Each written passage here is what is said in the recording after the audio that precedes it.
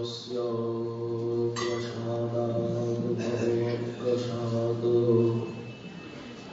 यस्य प्रसादं यदि कुतोऽपि ध्येयं स्तुवंस्तस्य यशस्विसङ्गं वन्दे गुरुश्रीचरणारविन्दम् आयानुलम्बितभुजौ कनकावदातौ सङ्कीर्तनैकपितरौ कमलायताक्षौ विश्वम्भरौ द्विजवरौ जुगधर्मपालौ वन्दे जगत्प्रियकरौ करुणावतारौ नमस्त्रिकालसत्ताय जगन्नाथसुताय च सकृताय सपुत्राय सकलत्राय ते नमः।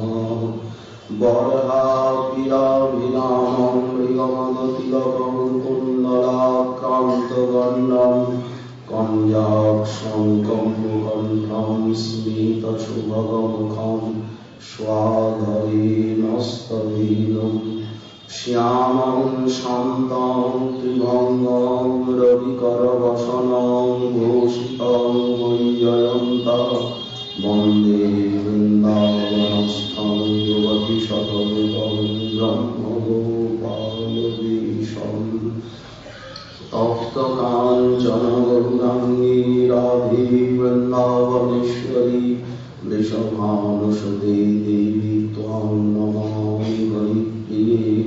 मोकं करोति वाचालं पङ्गुं लङ्घयते गिरिं यत्कृपातमहं वन्दे परमानन्दमाधवं। वाञ्छाकल्पतरुभ्यश्च कृपासिन्धुभ्यैव च पतितानां पावनेभ्यो वैष्णवेभ्यो नमो नमः। हरिभक्तिपरायण हरिनामपरायणा दुर्वृत्ता वा सुवृत्ता वा तेषां नित्यं नमो नमः। नमो धर्माय महते नमः कृष्णाय वेदसे ब्राह्मणेभ्यो नमस्कृत्य धर्मान् वक्ष्ये सनातनान् नारायणं नमस्कृत्य नरं चैव नरोत्तमं देवीं सरस्वतीं व्यासं ततो जयमुदीरये। जय रूप सनातन भट्ट रघुनाथ श्रीगोपाल भट्ट दास रघुनाथ এই ছয় বসাই করি চরণবন্দন যাতে বিঘ্ন নাশয় ইষ্টগুণ দুর্গমেব তুমন্দস্য স্খলৎপাদগতি মোহ সকৃপাদৃষ্টিনামেন সন্তস্ত্বং তৎপরবন্দনম।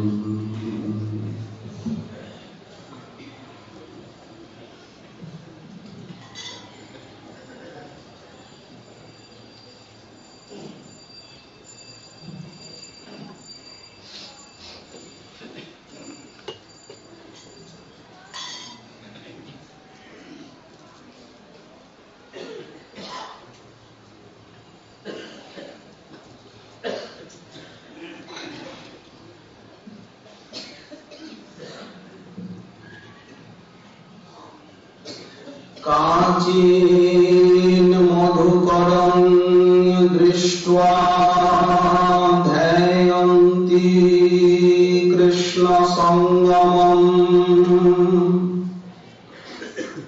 प्रियप्रस्थापितं दूतं कल्पयितेदमब्रवीत्। सर्ववेदांत सार महापुराण श्री श्रीमद्भागवते दशम स्कंधे सप्तचत्वारिंश अध्याये परमहंस शिरोमणि श्रीपाद शुकदेव मुनि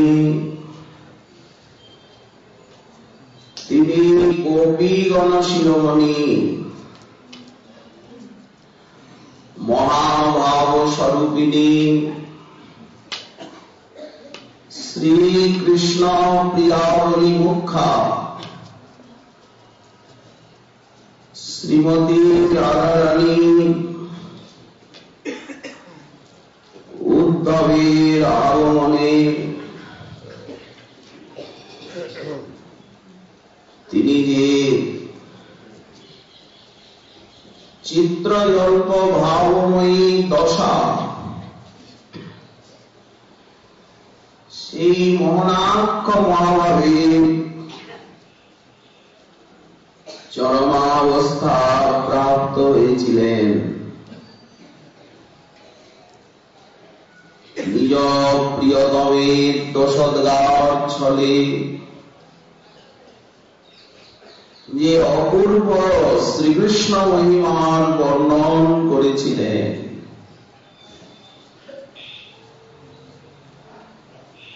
তাই ভ্রমর গীতি নামে খ্যাত। সে প্রসঙ্গে আমরা উদ্ধবের ব্রজ আগমন, শ্রীকৃষ্ণ তাকে পাঠাচ্ছেন, গচ্ছত্তব ব্রজং সৌম্য পিত্তর্ণ প্রীতিমাবহ গোপীনাং মদ বিয়োগাধীন মদ সন্দেশৈর বিমোচয়। সে বিষয়ে কিঞ্চিত ধারণা বা ভ্রমর গীতির পটভূমিকা রূপে আলোচনা বাঞ্ছনীয়। তাতে শ্রবণ কীর্তনটি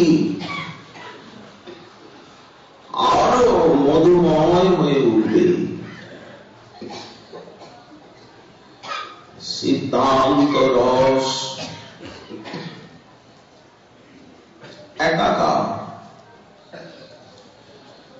তবেই তো সেখানে সামাজিকের হৃদয় আপ্লাবিত হবে, সঞ্চার হবে সেই বিরহ রসে। শ্রীকৃষ্ণ উদ্ধবের হাতটি ধরে কি বললেন? হে সৌম্য,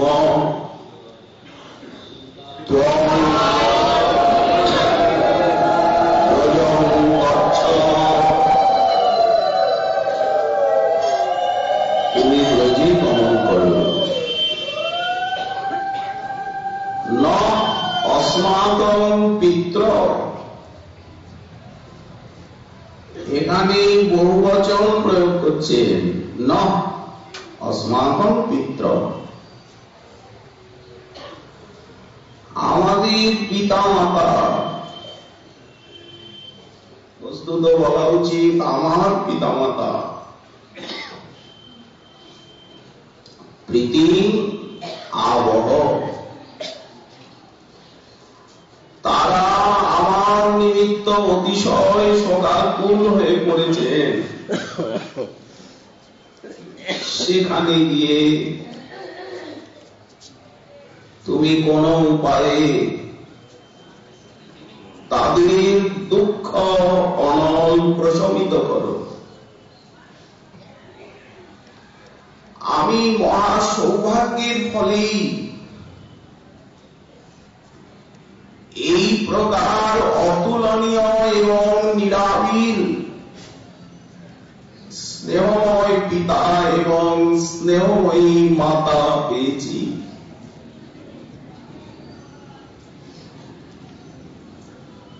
শ্রীকৃষ্ণের নেত্র সজল পিতামাতার স্নেহ মমতার কথা আজ মনে উদিত হয়েছে।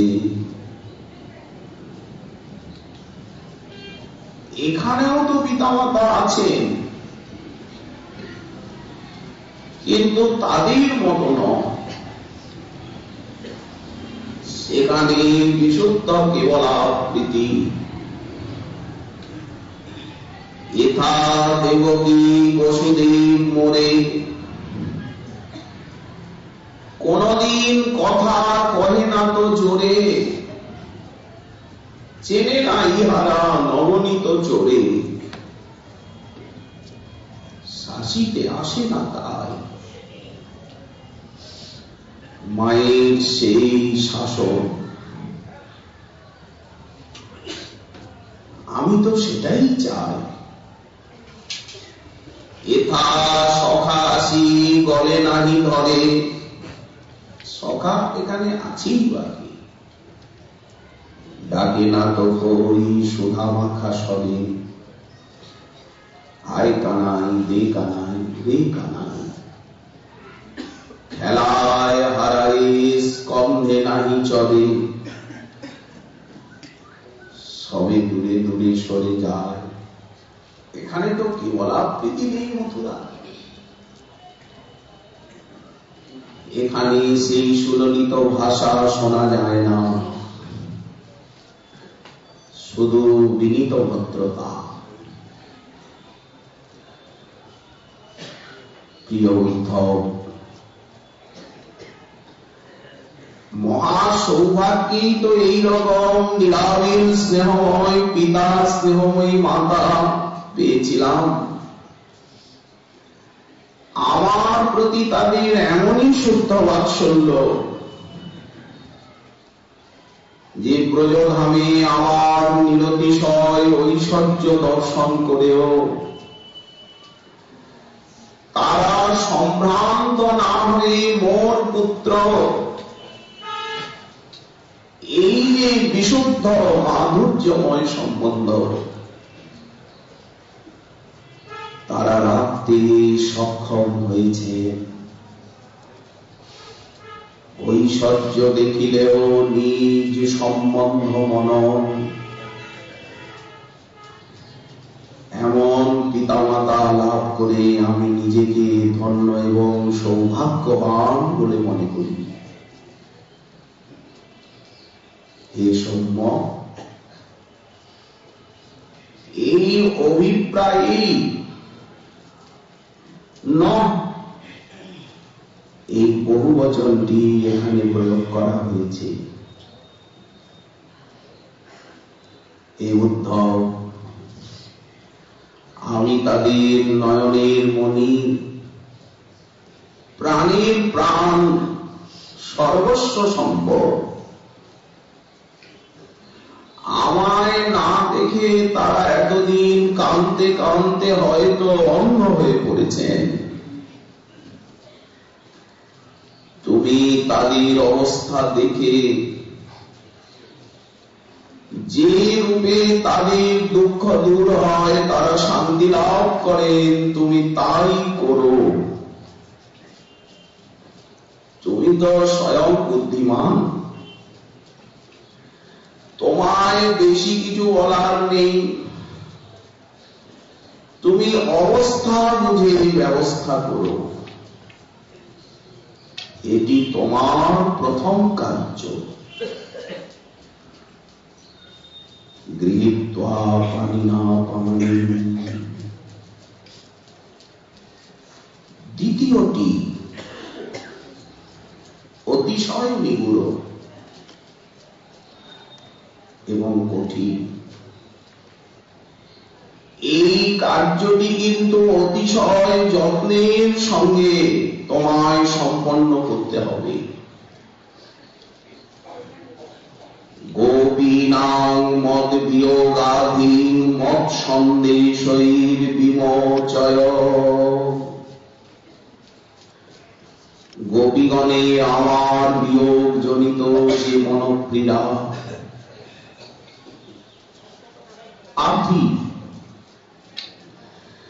যা তাদের হৃদয়ের দৃঢ় গ্রন্থির মতো সংলগ্ন হয়ে আছে, সেই গ্রন্থির কিঞ্চিত শৈথিল্য সম্পাদন করো। ওই জন্য বললেন বিমোচয়। তাদের নিকট নিজের কোনরূপ চাতুর্য প্রকাশ করতে যেও না, তাহলে কিন্তু প্রতিপদেই পরাজিত হবে। তারা কিন্তু চতুরিণী শিরোমণি, চাতুর্যে তাদের চাতুর্যের নিকট আমিও পরাজিত। চতুরতা করতে যাবে না সেখানে। তাদের সান্ত্বনার একমাত্র উপায় তাদের নিকটে যা বলবে তা আমারই বাণী, এই কথাটি কিন্তু তুমি বারবার বলবে। তাহলে ব্রজরামাগণ গাঢ় প্রণয় ভাবে কোনরূপ বিতর্ক উত্থাপন করবে না। দেখবে তোমার কথাগুলি তারা মনোযোগ সহকারে শুনবে। হে উদ্ধব, তোমার দেহখানি সাক্ষাৎ উৎসব স্বরূপ। তুমি শান্তির মূর্তি। বিপুল অশান্তির সময়ও তোমার দেহখানি দেখলে হৃদয়ে শান্তির উদয় হয়। এ সময়ে আমার বিরহে অশান্ত ব্রজবাসীগণ তোমার এই মূর্তি দেখে অনেকটা শান্তি লাভ করবে। হ্যাঁ উদ্ধব, যে ব্রজবাসীগণের আমার বিরহ পীড়া মোচনের ভার তোমায় অর্পণ করলাম, যে ব্রজগোপীগণের গোপীনাগমত বিয়োগাধীন,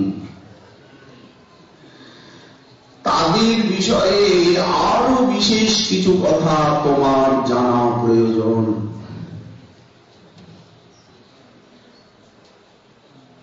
গোপিকার কথা বলছে নিজ শ্রীমুখে। তা মনমনস্কা মত প্রাণা মদর্থে তপ্ত দৈহিকা মামেব দ্বৈতং পৃষ্ঠং আত্মানং মনসাগতা। যে ত্যক্ত লোক ধর্মাশ্চ মদর্থে তান বিভম্ম, সেই প্রজদেবীগণে সংকল্প বিকল্পাত্মক মন আমাতেই অবস্থিত। তারা মত প্রাণা, মন মনস্কা, এবং আমার ভিন্ন তারা বিশ্বে কাউকে জানেন না, কিছুই জানেন না।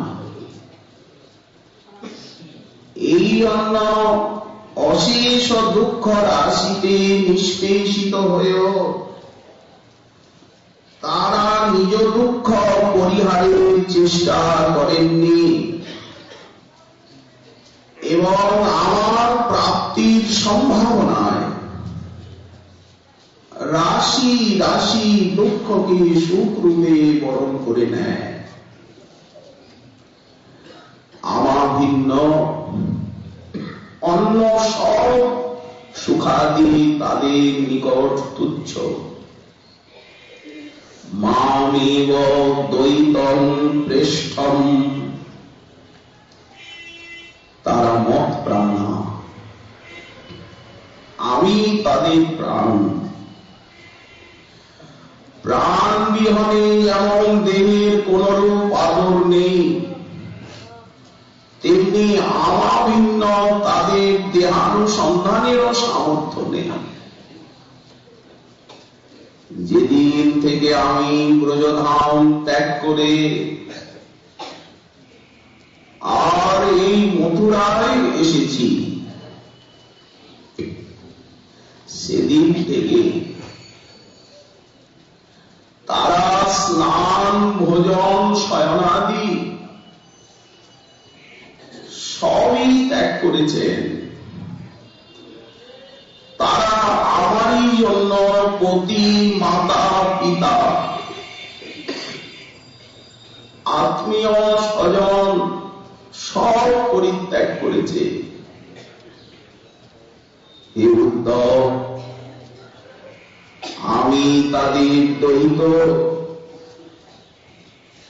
তারা আমাকে প্রতিরূপে নিশ্চয় করেছে, এমনকি আমি শ্রেষ্ঠ, আমি তাদের আত্মা। আচ্ছা,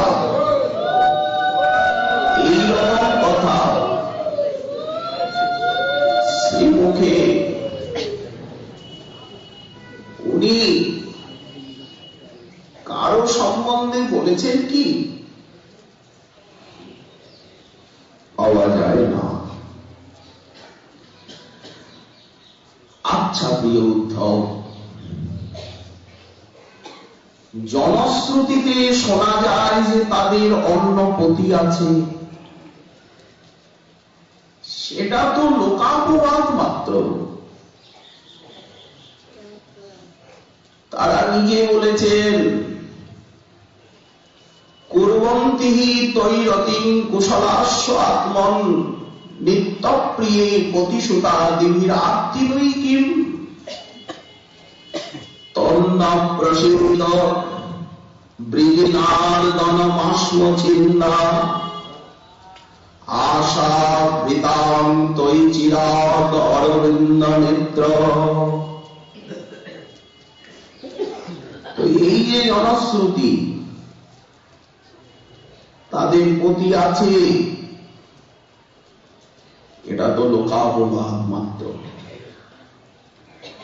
আমি তাদের পারমার্থিক পতি। উদ্ধব, যারা আমার সুখের জন্য নিখিল লোকধর্ম, ইহলোক পরলোক, নিজেদের দেহ, প্রাণ, আত্মাকে পর্যন্ত উপেক্ষা করেছে, এই জন্য আমি তাদের সতত চিন্তা করি। মদর্থে তান বিভন্মহম। এ উদ্ধব, তুমি মনে করতে পারো আমাতেই যখন তাদের নিখিল মনসংকল্প, আর আমি যাদের প্রাণ,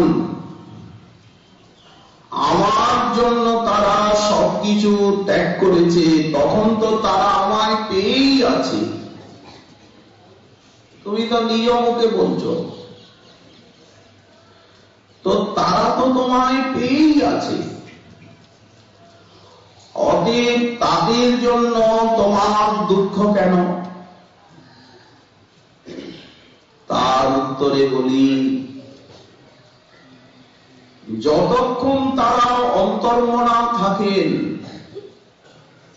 ততক্ষণ তারা আমাদের আবিষ্ট থাকে,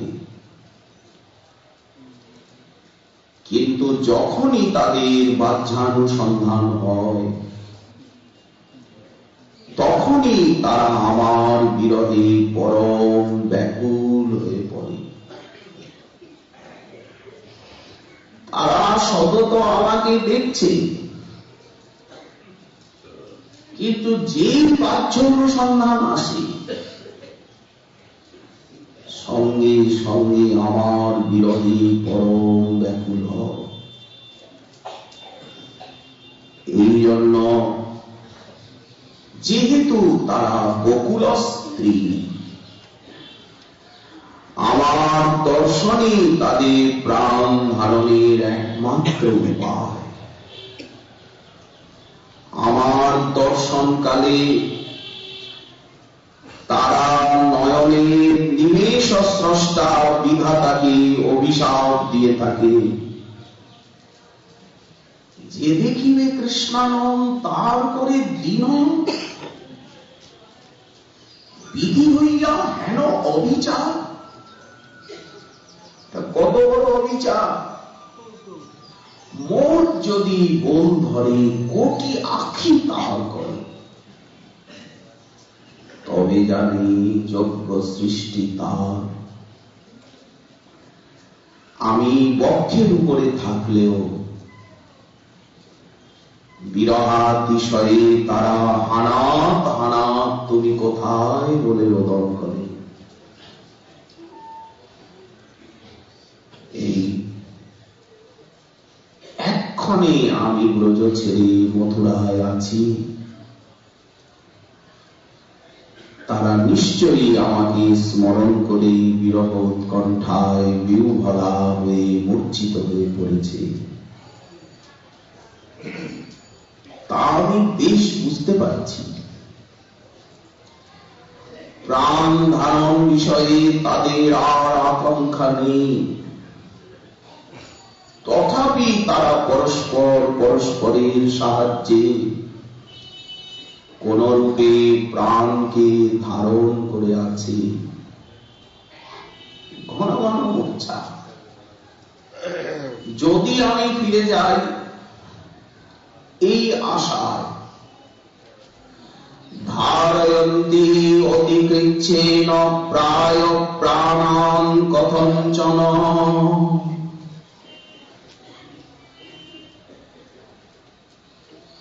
উদ্ধব বললেন, প্রভু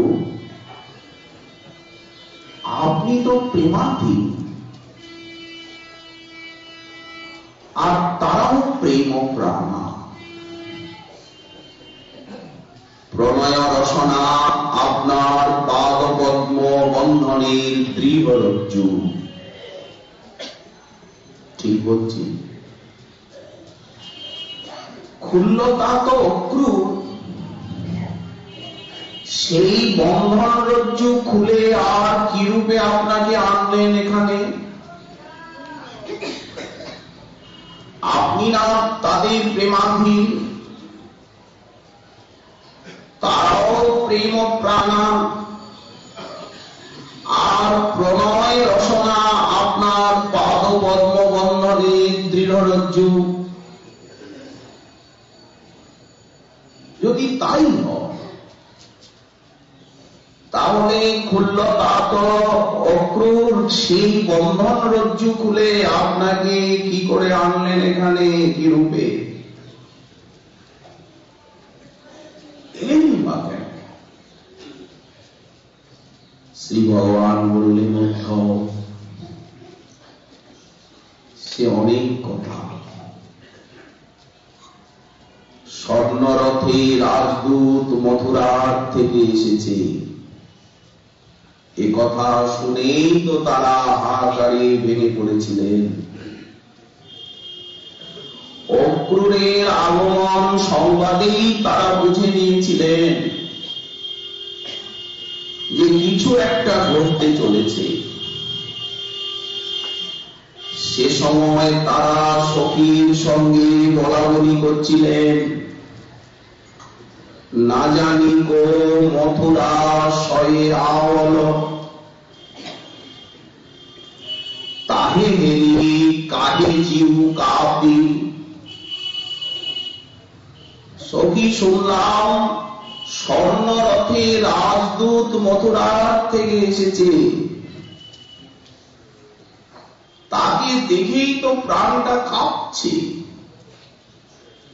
তব ধরি দক্ষিণ পয়ধর স্ফুরয়ে, ডানঙ্গ কাঁপছে। লোরে লোচন যুগ ঝাঁপি, নয়নে অবিরাম অশ্রুধারা। সখী নিশ্চয় করে বলছি, কোন একটা অঘটন ঘটতে চলেছে।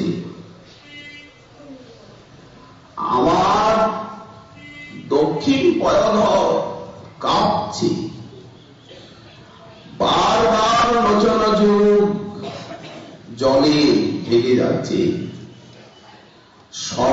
সজনী অকুশল শত নাহি মানি, বিপদ লাখ তৃণহু করি না গনিয়ে, কানু বিচ্ছেদ হয় জানি। কিয়ে ঘর বাহির চিত নাহি রহে স্থির, জাগরে নিদ নাহি ভাই।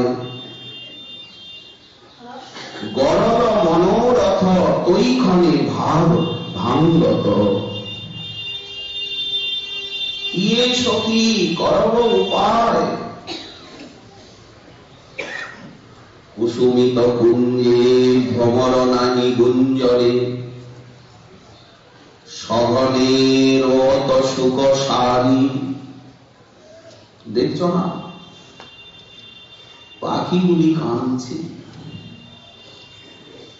কুসুমিত কুঞ্জে ভ্রমর গুঞ্জার করছে না। কি একটা অঘটন ঘটবে। গোবিন্দ দাস আনি সখী বুঝ, কাহে এত বিঘিনি বিথারি। কেন এত বিঘ্ন চারিদিকে? যখন তারপর পিতা শ্রী নন্দ মহারাজ ঘোষণা করলেন, ব্রজবাসী দ্বারে দ্বারে ঘোষিত হল। তারা জানতে পারলেন যে প্রভাতে রাজধানীর উদ্দেশ্যে যাত্রা করব। নন্দ মহারাজের ঘোষণা। সর্বত্র সাজো সাজো রব পড়ে গেল। কিন্তু তারা শোকে মুহ্যমান হয়ে পড়লেন। কারা? এই প্রজাগণ। করবার কিছু নেই। কাজেই দেবতার নিকট তারা প্রার্থনা করছিলেন যেন আর প্রভাত না হয়, এই রাত্রি যেন আর না পোহায়। নামহি অক্রূর, ক্রূর নাহি যার সম। কে নাম রেখেছে লোকটা অক্রূর? এর থেকে বড় ক্রূর জগতে আর কেউ নেই। সো আওল ব্রজ মাঝ, ঘরে ঘরে ঘোষ ওই শ্রবণ অমঙ্গল। ওই দেখো ঘোষণা হচ্ছে, নন্দ মহারাজ তিনি জানিয়েছেন যে কাল মথুরায় যাব, রাজধানীর উদ্দেশ্যে যাত্রা। ঘরে ঘরে ঘোষ শ্রবণ অমঙ্গল, কালী কালুষ কালী সাজ। সজনী রজনী পোহাইলে কালী, রচ উপায় জয়ছে ন প্রাতর। এমন কিছু উপায় করো যাতে প্রাতই না হয়। মন্দিরে রঘু বনমালী, তিনি যেন নন্দীশ্বরেই থাকেন। যোগিনী চরণ শরণ করি সাধ, বান্ধব যামিনী নাথে। এই চন্দ্রকে বাধ, যামিনী নাথ। নখতর চন্দ্র বিকট রঘু অম্বরে, জয়ীছন নহত প্রভাতে। আকাশে চাঁদ থাক দাঁড়িয়ে। এমন পুষ্টি বিপ্রের রমণী বলে দিল যেন সূর্য না ওঠে, উঠলেই তো পতি মরবে। এরা যাও না, কোন যোগিনীর শরণ নাও।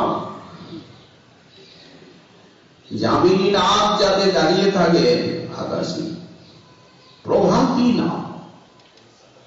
এ কি হয়? এ কি সম্ভব? কালিন্দী দেবী সেবী তাহে ভাতহ। যাও না সূর্যপুত্রী কালিন্দীকে গিয়ে জানাও, তাতে কৃষ্ণা, যাতে কৃষ্ণকে রাখবার কোন একটা উপায় করেন কৃষ্ণ প্রিয়া কালিন্দী। কিয়ে সমন তুরিতে মিলাও, কি জম এসে আমাদেরকে শীঘ্র গ্রাস করবে। গোবিন্দ দাস অনুমাতে, গোবিন্দ দাস এটাই অনুমান করছে যে জম এসে গ্রাস করবে, বিরহ জম। হায়, তারা সারা রাত পরস্পর পরস্পরের প্রণয় পরিণতির কথা মনে করে সখীর সঙ্গে কত কত কথা বলেছিলেন। যাহা লাগি গুরু গঞ্জনে মনোরঞ্জলু, গুরু গঞ্জনাকে এত লোকাপবাদ, তাতেই আমরা মনকে রঞ্জিত করে নিলাম, যাকে পাওয়ার জন্য নিন্দা অপবাদ গুরু গঞ্জনাকে মাথা পেতে নিলাম। দুরজন কিয়ে নাহি কেল, যাহে লাগি কুলবতী বরত সমাং কলু, লাজে তিলাঞ্জলি দেল। কুলবতীর কুলমর্যাদা পাতিব্রত ব্রতকে আমরা সমাপ্ত করে দিলাম। দরকার নেই আর কুলবতীর কুলমর্যাদা, পাতিব্রত এসব শেষ করো। লজ্জাকে পর্যন্ত তিলাঞ্জলি দিলাম। সজনী যা নিল কঠিন করা, আমাদের প্রাণ অতিশয় কঠিন। ব্রজপুর পরিহরি যাও সহরি, শুনইতে নাহি বাহিরাম। এই কথাটা শোনার সঙ্গে সঙ্গে আমাদের মৃত্যু হলো না কেন? প্রাণটা বেরোলো না কেন?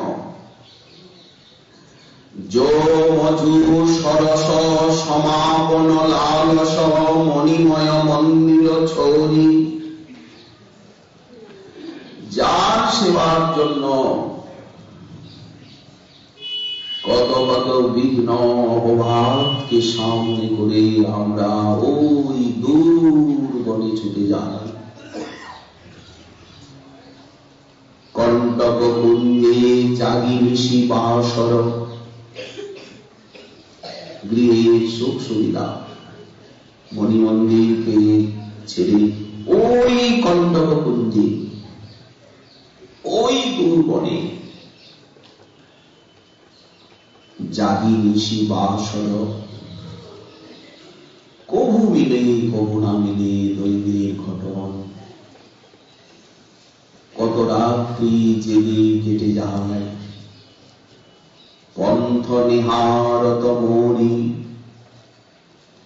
এই বুঝি এলেন, এই বুঝি এলেন, এই বুঝি এলেন।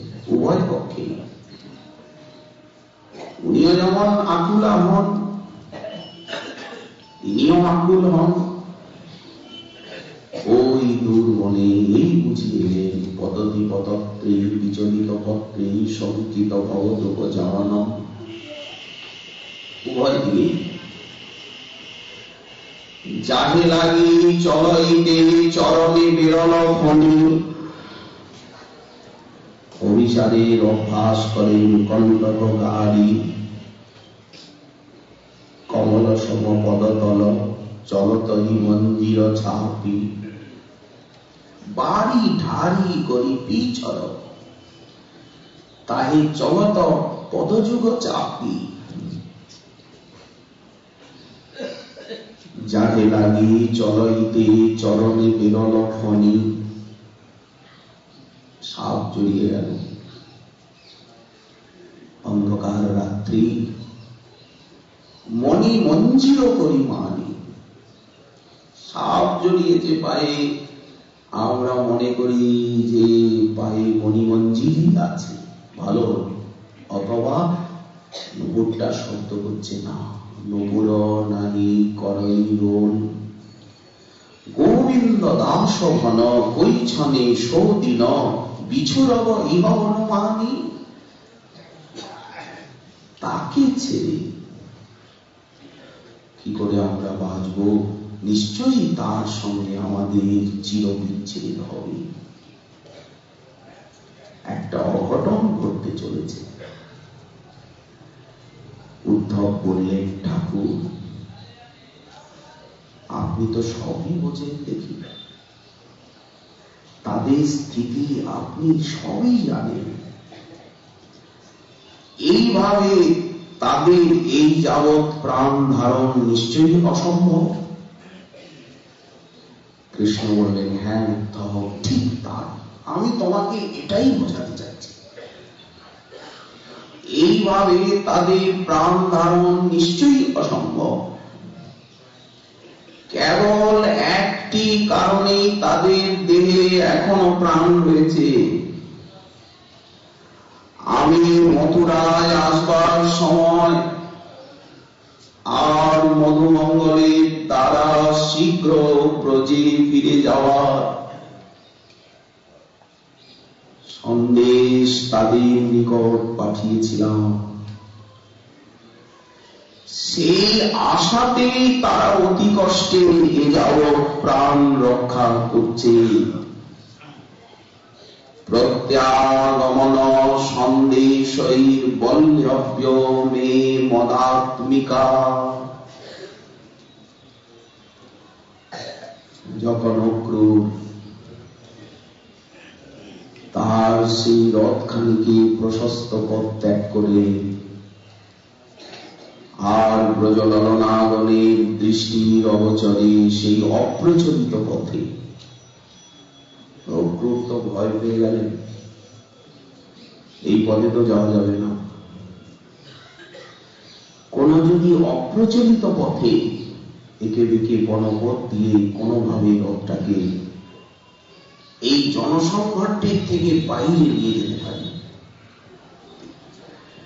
তখন অক্রূর অপ্রচলিত পথে রথ পরিচালনা করলেন। তারা তো এই পথে আছেন, এই ওদিকে।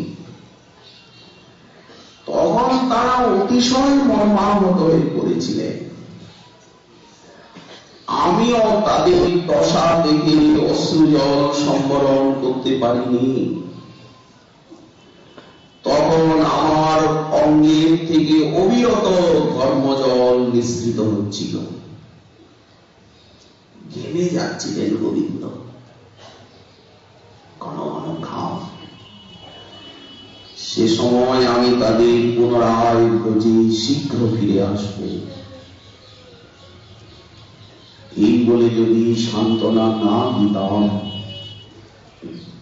তাহলে নিশ্চয়ই তাদের দেহে প্রাণ থাকত না। তারা তখনই বিদায় নিতেন। যদ্যপি সেখানে পত্র লেখার কিছু সাধন নেই, আমি যে তাদের সঙ্গে কিছু কথা বলবো সে পরিবেশ, সে পরিস্থিতি তখন ছিল না। তো যে কিছু পত্র লিখে জানাবো, তো পত্র লেখার সাধনও তো সেখানে কিছু নেই। তথাপি নয়ন অশ্রুতে বিগলিত নয়ন নেত্র কজ্জলের দ্বারা, ঘর্ম জলে সিঞ্চিত কুমকুম রাগে আমি ব্রজাঙ্গনার নিকট পত্র লিখেছিলাম। কি দিয়ে পত্র লিখেছিলাম? নয়ন অশ্রুতে বিগলিত কজ্জলের দ্বারা আর ঘর্ম জলে সিঞ্চিত কুমকুম রাগের দ্বারা ব্রজাঙ্গনার নিকটে আমি পত্র লিখেছিলাম। তারাও তাদের হৃদবাষ্পকে উদ্ঘাটন করে আমার নিকটে পত্র লিখেছিলেন। আমি পত্রটা মধুমঙ্গলের হাত দিয়ে তাদের কাছে পাঠালাম। তারাও সেভাবে পত্রের উত্তর মধুমঙ্গলের হাত দিয়ে আমার দিলেন। সেসব কথা আমি তোমার কাছে কি বলব? আজ উদ্ধবের নিকট গোপীপ্রেমের মহিমা শ্রীকৃষ্ণ নিজে ব্যক্ত করছে। কেমন এদের কি জাতীয় বিপ্রলম্ব রসময়ী মূর্তি মহাভাগবতী প্রজাঙ্গনা। শ্রীমন মহাপ্রভুর কৃপা হলে আগামীকাল আবার